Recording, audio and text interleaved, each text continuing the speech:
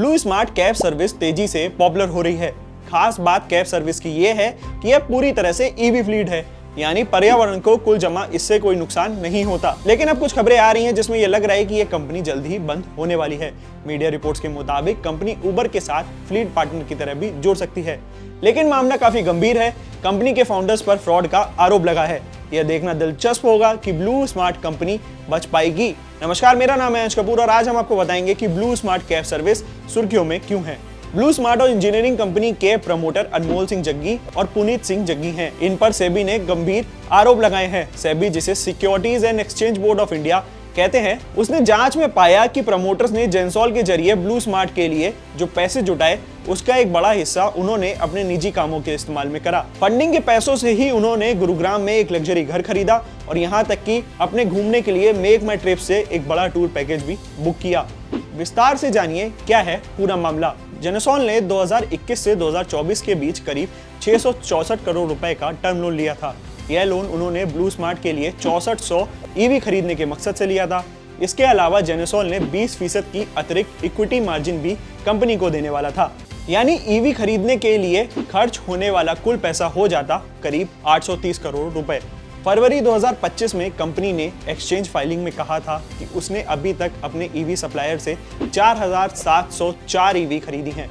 बता दें कि कंपनी की ईवी सप्लायर गो ऑटो है, जिसने ये कंफर्म किया है कि जेनेसॉल ने 568 करोड़ रुपए में 4704 ईवी खरीदी हैं। सेबी ने जांच में पाया कि करीब 262.13 करोड़ रुपए का कोई हिसाब नहीं दिया गया, जबकि लोन की आखिरी किस्त के लिए भी करीब 1 साल भर से अधिक हो चुका है। मार्केट रेगुलेटर सेबी ने पाया कि एक बार जब जेनेसॉल से गो ऑटो को ईवी खरीदने के लिए पैसा ट्रांसफर कर दिया गया तो उसके बाद भी कई मामलों में यह पैसा तो कंपनी को वापस ट्रांसफर कर दिया गया या फिर अनमोल और पुनीत से जुड़ी बाकी किसी एंटिटी के पास पैसे भेज दिए गए। इतना ही नहीं, पैसे का एक हिस्सा तो प्रमोटर्स ने अपने पर्सनल कामों के लिए भी खर्च किया। सेबी के अनुसार IREDA से 2022 में लोन लेने के बाद जेनेसॉल ने फंड का एक हिस्सा गो ऑटो को ट्रांसफर करा। उन पैसों से गो ऑटो ने जेनेसॉल की एक दूसरी एंटिटी कैब ब्रिज को ट्रांसफर कर दिया।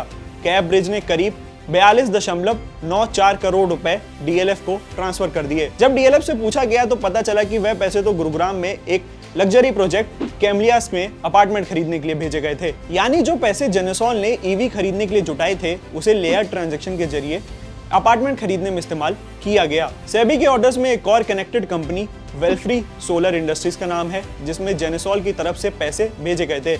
इस कंपनी में भी जग्गी ब्रदर्स डायरेक्टर लेवल की पोजीशन पर हैं।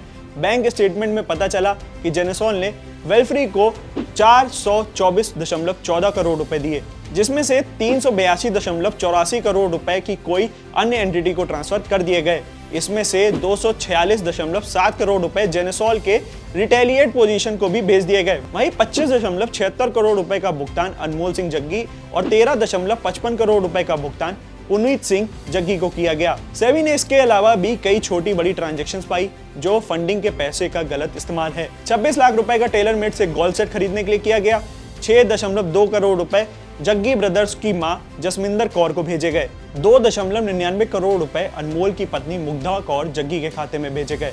वहीं 1.86 करोड़ रुपए फॉरेन करेंसी खरीदी गई। अपने निजी खर्चे के लिए 17.28 लाख रुपए टाइटन कंपनी को भेजे गए। 11.75 लाख रुपए DLF होम्स को भेजे गए और 3 लाख रुपए अपने घूमने के लिए मेक माई ट्रिप को बुकिंग करने के लिए खर्च किए गए। सेबी ने साफ साफ कहा कि शेयर बाजार में लिस्टेड कंपनी जेनेसॉल से बहुत सारी अनियमितताएं हुई हैं। प्रमोटर्स और लिस्टेड कंपनी को कुछ ऐसे चला रहे थे जैसे वह एक प्राइवेट फर्म हो। कंपनी के फंड्स को ऐसे कामों पर खर्च किया गया जो कहीं ना कहीं कंपनी से जुड़े ही नहीं थे।